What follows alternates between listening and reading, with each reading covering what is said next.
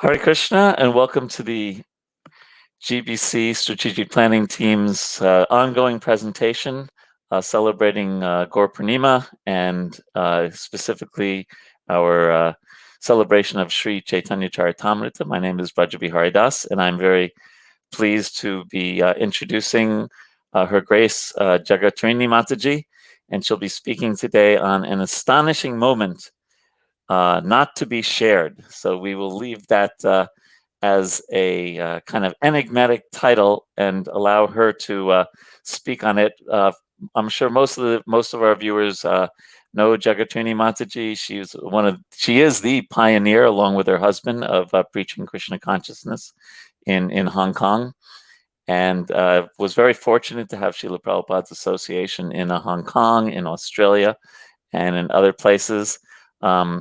Later, she spent many years in Gita Nagari, and then was fortunate for her and fortunate for us that she spent many years in serving in Sri Vrindavan Dhama. And so I'd like to welcome Her Grace Jagattarini Mataji and take it away. Thank you, Braj. Thank you. Hare Krishna. So when I was thinking what to share with you all, my thoughts went back, of course, naturally, to Srila Prabhupada. And I was curious about when exactly he began to introduce the Chaitanya Charitamrita to his young fledgling organization. So Srila Prabhupada left Calcutta in August 1965. He arrived in New York on October 1965. And contrary to what I like to say and others like to say, it was not 1 year before he began his preaching. It was only 9 months in July 1966 that he was living in 22nd Avenue with a group of interested young people as followers. So for July and August 1966, he lectured on Bhagavad Gita chapter 4. And then in September, he started his lectures on Bhagavad Gita chapter 6. In October 1966, he started on chapter 7. And in November 1966, he began to give morning lectures on the Chaitanya Charitamrita. So that's just over a year since Srila Prabhupada arrived in America, when he began to introduce Madhya Lila, chapter 20, the teachings of Sanatana Goswami, to his young audience. He continued to lecture on Chaitanya Charitamrita. He gave 29 classes in New York. He introduced them to Sanatana Goswami and his teachings, which of course paralleled the fact that he was writing on the teachings of Lord Chaitanya at that time, rather than the Chaitanya Charitamrita itself. So then he went over to San Francisco and he gave some classes there. He began in 1967, the Adi Lila, and by April 1967, he described a play that he wanted to be performed of Lord Chaitanya's life, which largely follows the writings of Kavi Karnapur, who also wrote a play called Chaitanya Chandradoya Natak. In mid-1967, Srila Prabhupada suffered a stroke, and he returned to India for the rest of that time, where he was staying largely in Vrindavan. So for 6 months nearly, he was away. and his followers in America were not sure if he would ever return. But he did return at the beginning of 1968.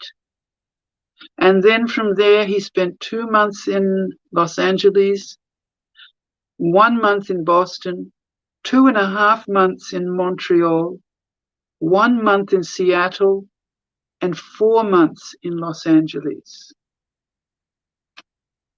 So by 1969, he was staying in Los Angeles.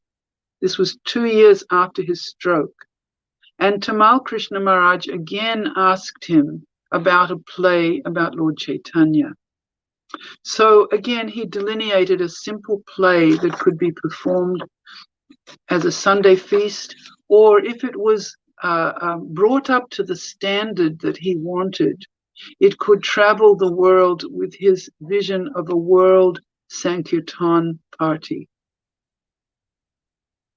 So 10 months after that, in June 1970, I was traveling towards England, and I stopped through Los Angeles.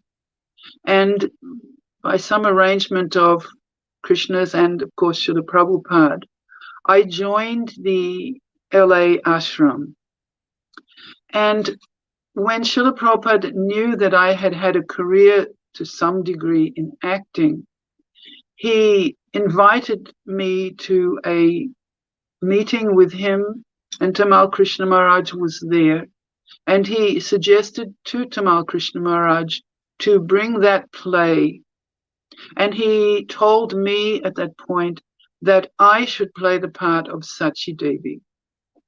Now, I had only been in the ashram for about 2 weeks, and I was overwhelmed and terrified even that the thought that I would have to make such an attempt. But nevertheless, Vishnujan, who was in charge of the presentation, he wrote the play out again. It was just in the concept form. And we made some props for the play, the mango tree for the mango story and a boat for the boat story.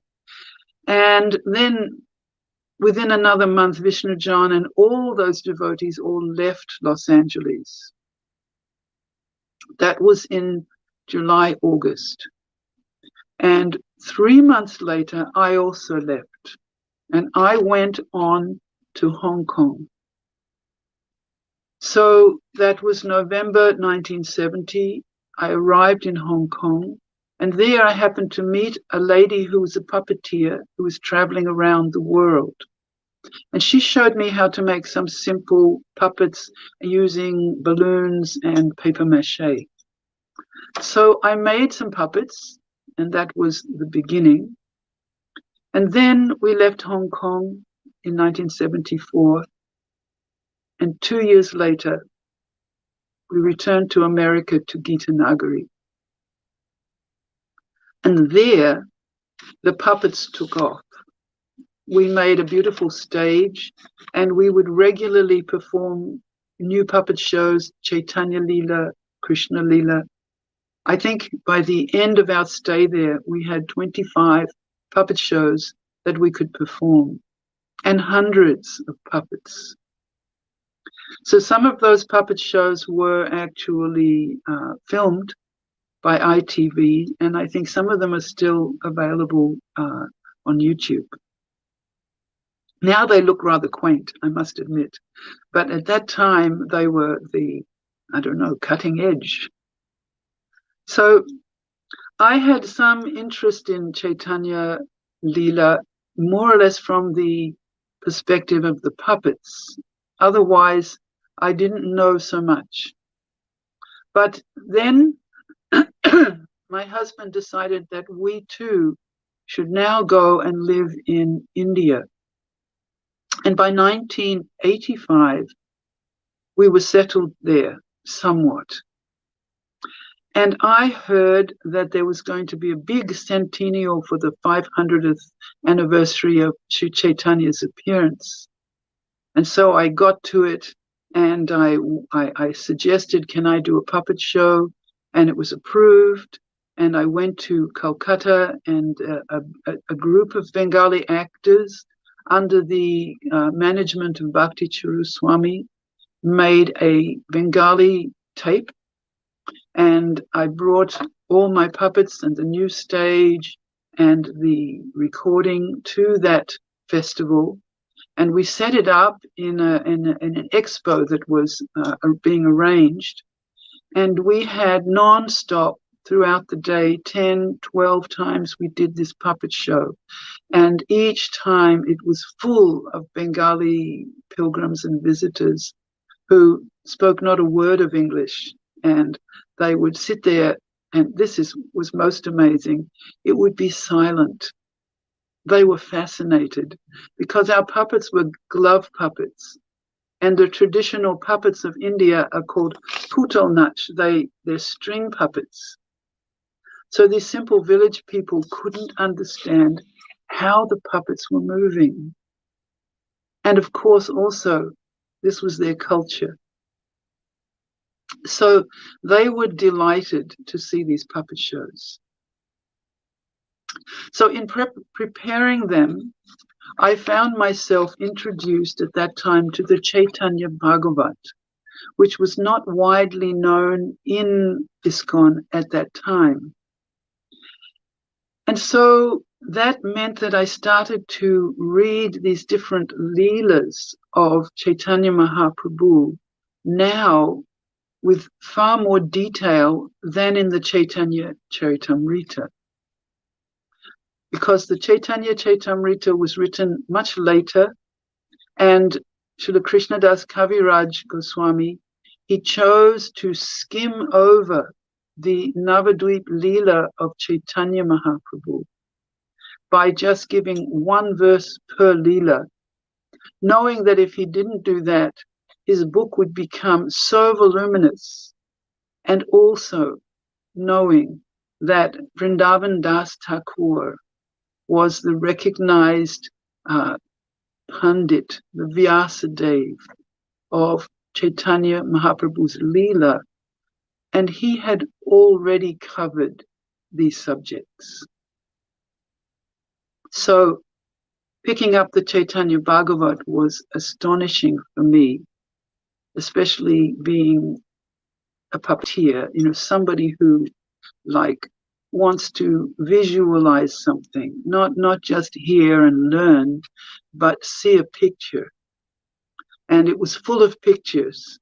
And so I dived into that book for my presentations and thereafter. So we read from the Chaitanya Bhagavat that Lord Chaitanya, actually, we find out from the Chaitanya Charitamrita that Lord Chaitanya was a sannyasi. He was very sober. He didn't make any contact with women. He followed strictly the sannyas rules and regulations. And he lived tightly in the association of his closest followers. But in the Chaitanya Bhagavat, we hear about the early Leela. And we find that Lord Chaitanya is very mischievous. He performs playful pastimes. He still reserves his association with women, but not strictly as in his sannyas Leela. And he's married, he has friends, and so forth. So this, again, it drew me more to those early pastimes. So I would like to share with you at least a little bit of what I explored and read to you what I would say for me is like, how can I put it? It's like a visual astonishment.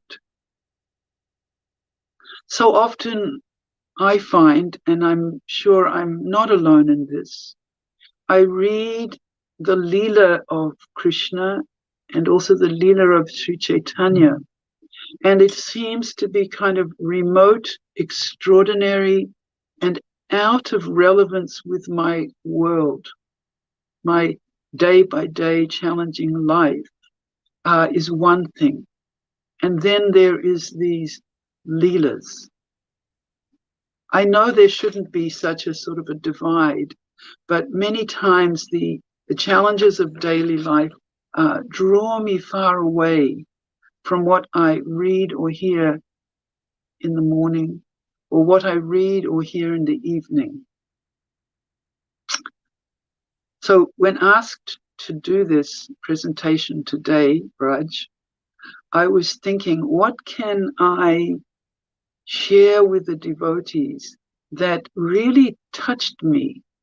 It's more like an instant than a full Leela, but that moment really stunned me. Just like when I moved into the temple in Los Angeles, I was on a different trajectory entirely. I was planning a life for myself. I was traveling through. I was on my way to England. I had a ticket, a return ticket to Australia. I had $1,000 with me to make my career possible. I had brought new clothes, new wigs, new makeup, all the things I thought I would need to become a movie star. And all of a sudden, at that very crucial moment, I turned in a different direction. I was reflecting about that this morning, how intense that was, that moment.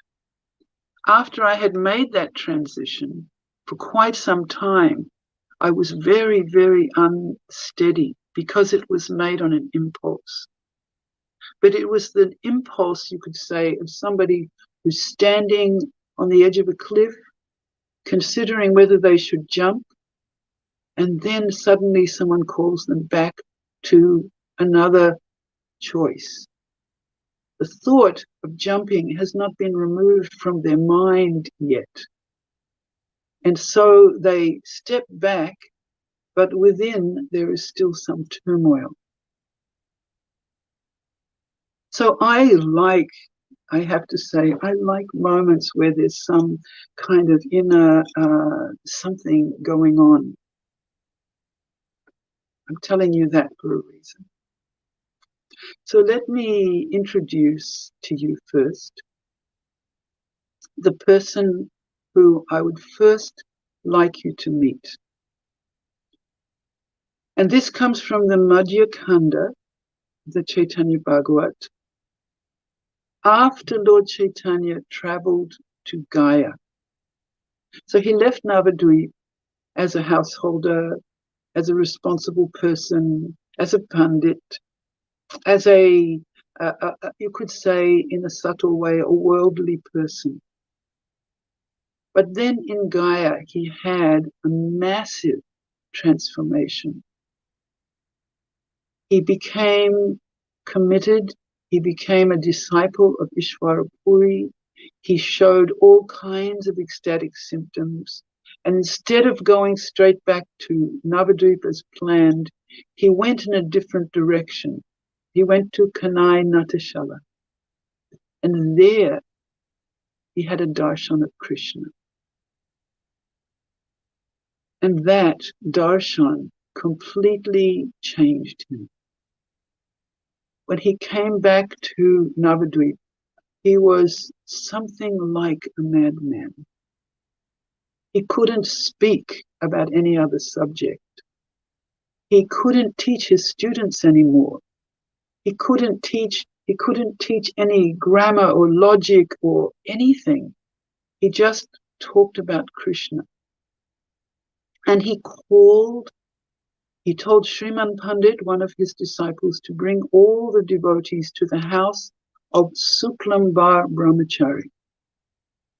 And there in the house of Suklambar, he promised he would tell them his situation. So they came. And when they came to his house, he told them that he wanted to disclose to them the deep sadness in his heart. And then he started to cry and cry and cry. And he asked, "Where is Krishna? Where is Krishna?" And he started calling out to Krishna. He started telling them, "I have seen him, but where is he now? Where is he?" And he started to faint and fall on the ground. And secretly, Gadadhar Pandit had come to that place unannounced, and he was hiding in a room. And when Lord Chaitanya fell down with a stream of tears, Gadadhar heard this, and he also fainted. Then Sri Chaitanya said, "Who is in this house?"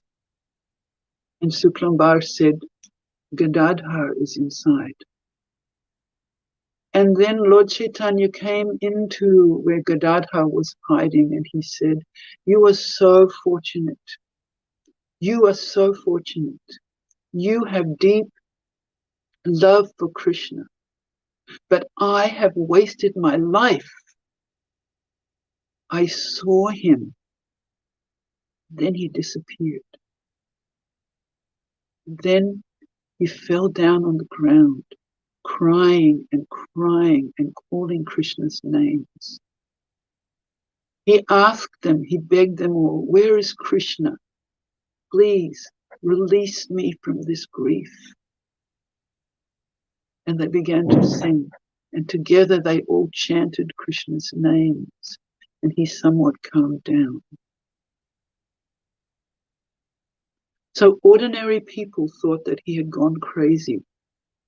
But this was when the Sankirtan movement began in Navadvip.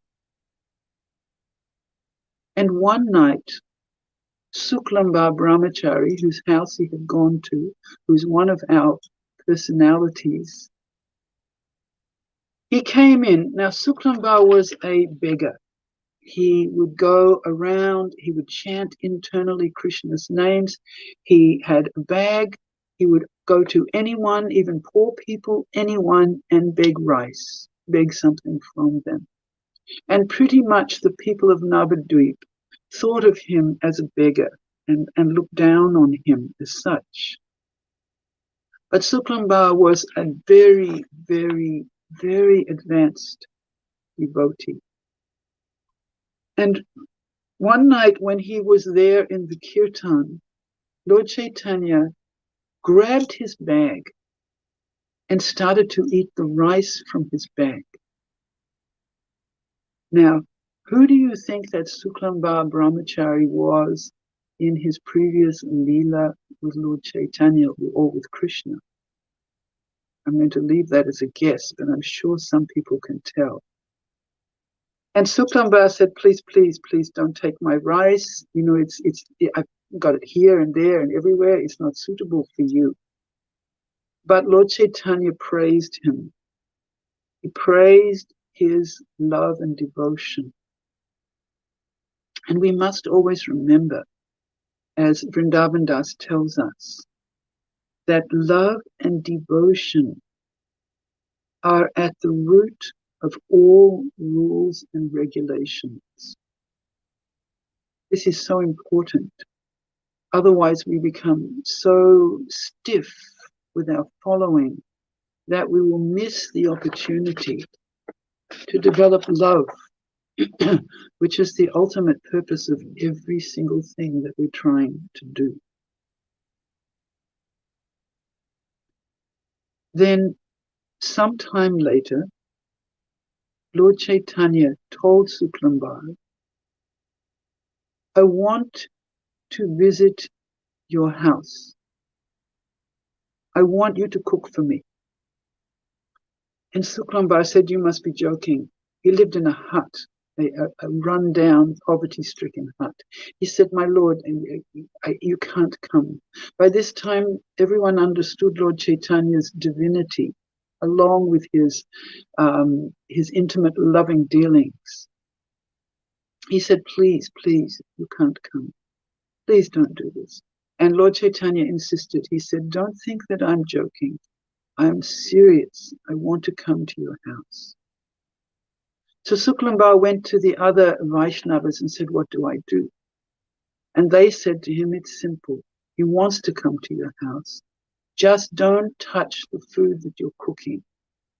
Just carefully put all the ingredients in their place in a careful way without touching them. And Lakshmi Devi will come and cook everything. And Suklambar chanted and chanted and chanted and followed these instructions. And he made rice and tamarind chutney. How simple can you get? He didn't have any fancy dishes. He didn't have any lavish menu. He made what he had. He made his rice and chutney, and Lord Chaitanya came and he tasted that. And he said, this is unbelievable. How did you make this? And Suklambar was very happy. So Lord Chaitanya brought many devotees, and after they had taken their meal, as is the custom oftentimes in India, they lay down to take a little rest. No doubt they didn't have comfortable inner spring mattresses. They probably didn't even have beds, but they lay down on the floor. And here is where my astonishing pastime begins. Let me read this to you because the words are also beautiful.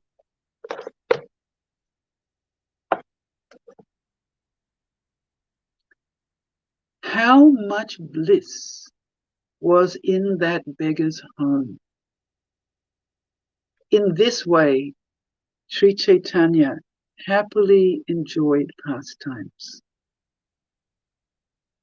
So after some time was spent in talking about Krishna, Lord Chaitanya lay down to rest. And the devotees all lay down beside him to take a nap. So just picture that. He's lying on the ground and all the devotees are lying around him, not with folded hands. They're lying there in this intimacy of love.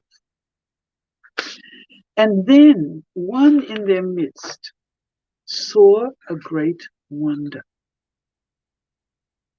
Now, Vijay was a penman. They used to call him Vijay the penman. He was a scribe, and he was also one of the Lord's students. And he was the one who would transcribe or write down, copy any books. There was no copy machine, no scanner, none of our modern fantastic technology. There was just this humble hand of the penman. So he happened to be lying right beside Lord Chaitanya. Nobody in Navadvip wrote as gracefully as he. He had personally copied many books for Lord Chaitanya.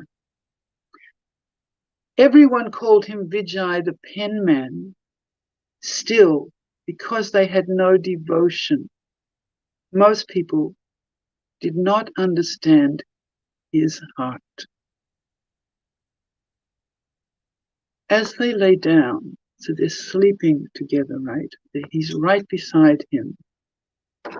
Lord Chaitanya took his hand. You know how you turn over when you're sleeping, and you turn over and your hand moves. He took his hand and it landed on Vijay's arm. Vijay suddenly woke up. His hand saw Lord Chaitanya's hand resting on his arm. And then he saw incredible wonders. He saw that hand resting on his arm. He saw that hand become like a golden pillar, which went up and up and up and up. And he saw that it was covered with all these jewel decorations. He's seeing this gold pillar covered in jewels. And then he saw the jeweled rings on the Lord's fingers, with the splendor of how many millions of suns or moons. One sun, you go out, you look at it, you open your eyes, and it will blind you. He saw millions of suns in the aura of Lord Chaitanya's hand. With the splendor of many millions of suns and moons did those jewels glisten. He did not know. Seeing Lord Chaitanya's effulgent hand spread everywhere, everywhere he saw this. He's lying in this poor place, and suddenly he's seeing everywhere this incredible rays. He also saw the demigods rejoicing, and Vijay started to rejoice. He suddenly called out, and Lord Chaitanya put his hand over his mouth. So imagine, he showed him this. He goes into a state of ecstatic rapture, and Lord Chaitanya silences him. And Lord Chaitanya told him, Vijay, for as many days as I am here, do not tell anyone this. I think most of you know what a pressure cooker is. You may have seen one. You put some water inside, something inside, you put the little knob on the top, you heat it up very high, and eventually it will go boom out the top if you don't lower the temperature that it's cooking at. So here, Lord Chaitanya put the lid on Vijay, but in no way lowered the pressure that Vijay was feeling. Hearing these words, speaking these words, the Lord smiled and glanced at Vijay. What did Vijay do? He jumped up. He jumped up. He jumped up and he started screaming because of the intensity of his rapture, but he cannot tell anyone why, what happened. For some moments, he became like a madman, and then he collapsed. All the devotees knew that Vijay had witnessed something most extraordinary, and they tried to hold him still, but nobody could, and everyone began to cry, understanding that Vijay had had a wonderful experience. And the Lord asked, what did he say? And Vijay began to scream. And then Lord Chaitanya said, I think it's because we're so close to the Ganges, and he's a devotee of the Ganges. And that is why he has had this experience. And the devotee said, I think perhaps he has seen Krishna. Lord Chaitanya was silent.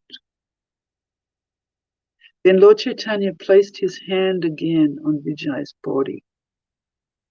And Vijay regained his consciousness, and everyone smiled. Then Vijay was like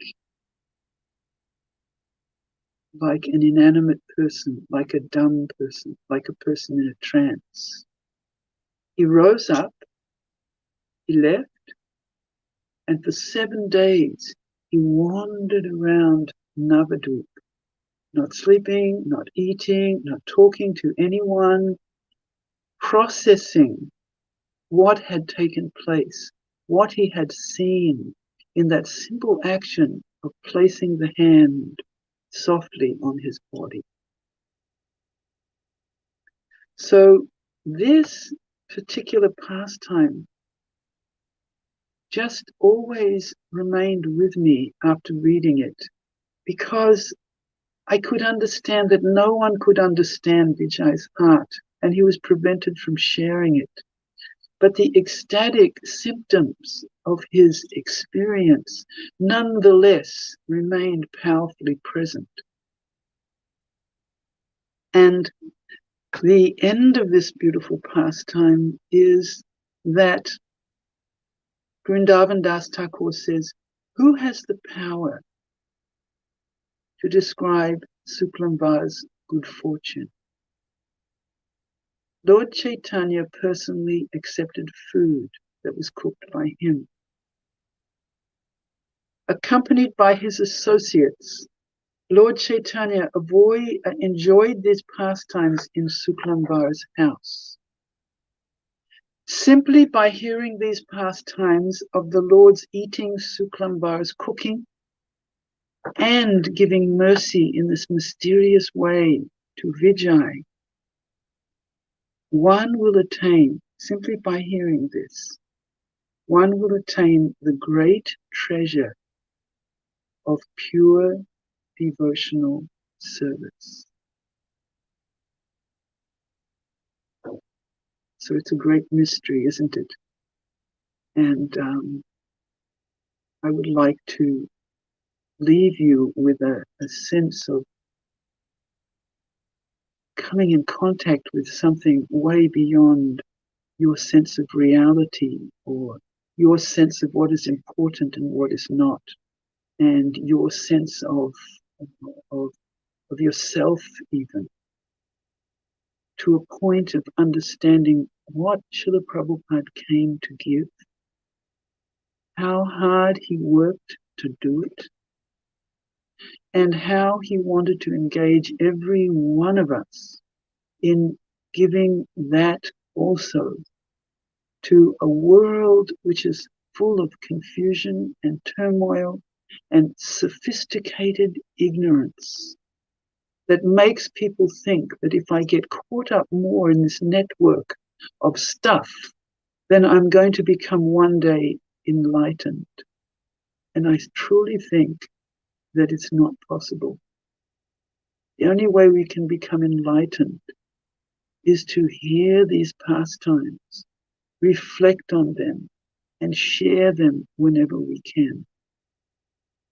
And in the meantime, with yourself and myself and all of us, to work in our own simple, natural ways to give Krishna consciousness and nourish the devotees and help Srila Prabhupada, ultimately Lord Chaitanya, to spread this Krishna consciousness movement. So Raj, are you there? I am here, and thank you so much for filling our ears with remembrance of Srila Prabhupada and of Lord Chaitanya's amazing pastimes. So thank you, thank you, thank you. On behalf of the GBC Strategic Planning Team and all the devotees who are listening, we really appreciate you taking time to tell us that, and also putting the pastime in the context of your meeting Srila Prabhupada and your puppeteering and your travels that brought you to Sri Vrindavan Dhama. So thank you very much. Hare Thank Krishna. you. Hare Krishna. Hare Krishna.